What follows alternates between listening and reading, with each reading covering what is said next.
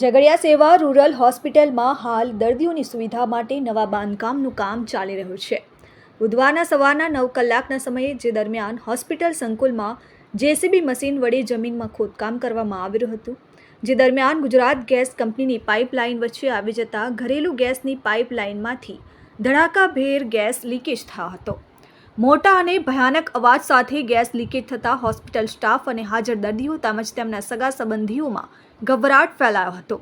જો કે સેવા રૂરલ હોસ્પિટલના સ્ટાફની સમય સૂચકતાને કારણે જાનહાનિ થવા પામી ન હતી. હોસ્પિટલના સ્ટાફ દ્વારા યુદ્ધના ધોરણે તમામ રૂમો ખાલી કરાવાયા હતા. જેની સાથે તમામ દર્દીઓ સહિત તેમના સગા સંબંધીઓને પણ હોસ્પિટલ બહાર કાઢી સુરક્ષિત કરાયા હતા. ભયાનક અવાજ સાથે ગેસ લીકેજ અને દર્દીઓ તેમજ સ્ટાફમાં થયેલી ભાગદોડના કારણે હોસ્પિટલ બહાર પણ અફરાતફરીનો માહોલ સર્જાયો હતો.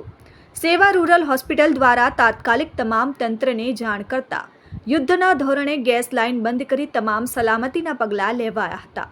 ઝઘડિયા જીઆઈડીસીના અગ્નિશામક દળો પણ તરત જ ઘટના સ્થળે ઉપર ધસી આવ્યા. જો કે કોઈ પણ અઘટિત ઘટના નહીં બનતા હોસ્પિટલ તેમજ તંત્ર દ્વારા હાશકારો અનુભવાયો હતો.